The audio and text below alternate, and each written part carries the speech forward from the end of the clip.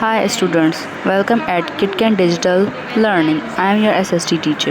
Today I am presenting lecture number 2 and the topic is Consolidation of the British Rule from your book We Learn SST Class 8 published by Oxford University Press. Before start our today's topic, I would like to advise you few tips for effective learning and take maximum benefits from KitKan Digital Learning.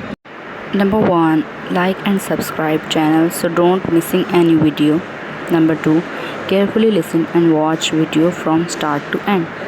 Number 3, find out the answer of the question from the video. May watch multiple times video till find out the answer. Let's start our topic. Consolidation of the British Rule. मुग़लों की जो सल्तनत थी वो बहुत ही ज़्यादा successful और establish चल रही थी बहुत अरसे तक, जब तक वहाँ के जो रूलर्स थे, वहाँ के जो बादशाह थे वो बहुत ही कैपेबल और समझदार थे। उनका डिक्लाइन शुरू हुआ जब औरंगज़ेब की हुकूमत आई।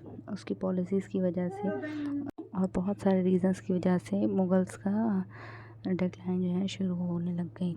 इनमें सबसे बड़ी प्रॉब्लम ये थी कि ये लोग तख्त के लिए हमेशा लड़ते रहते थे। जो स्ट्रॉन्ग होता था वही पावर में उसको पावर मिल जाती थी और वही बादशाह बन जाता था, लेकिन अक्सर ये ज़रूरी नहीं होता था कि वो स्ट्रॉन्ग तो वो कैपेबल भी हो बादशाह चलाने के लिए। बहुत सारे रूलर्स के जो सल्तनत में लोग होते थे, आसपास वाले लोग वो ना समझ होते थे, इस वजह से उनकी हुकूमत ज़्यादा अरसे चल नहीं सकती थी।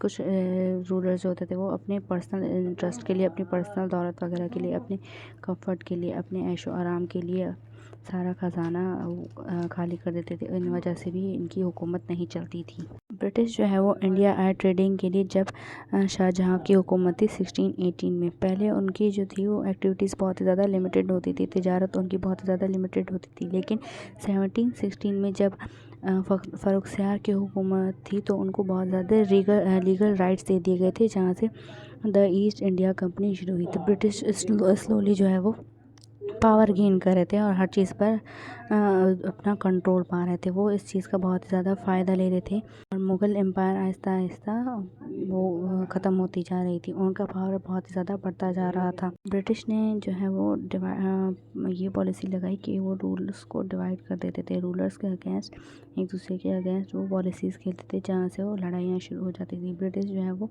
बहुत ही ज़्यादा अमाउंट में पैसे चार्ज करते थे और ज़मीनें लेते थे। जो लोकल रूलर्स और लोकल आर्मीज़ जो थी वो ब्रिटिश सोल्जर्स से रिप्लेस हो गई थी। ब्रिटिश इंडियंस पर ट्रस्ट नहीं करते थे, इसलिए उनको इम्पॉर्टेंट पोजीशंस पे अपॉइंट भी नहीं करते थे। इन पॉलिसीज़ की वजह से बहुत सारे पढ़े लिखे लोग जो हैं उनके पास जॉब्स नहीं थी, वो अनएम्प्लॉयमेंट का बायस हो गए थे। इसका जो फेथ था वो बहुत ज़्यादा इम्पॉर्टेंट था।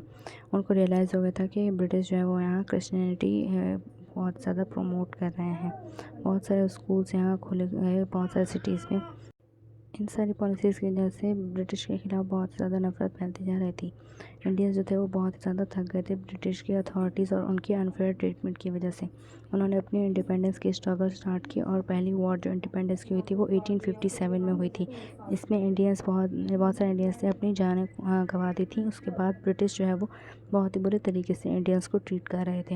Hope you enjoyed and learn basic concept of today's topic we have presented on the platform of KitKan Digital Learning. Don't forget to find out the answer of the question and reply answer of the question on within 24 hours to maintain your summer vacation learning project. Marks as total 10 marks in your final term exams based on reply all questions.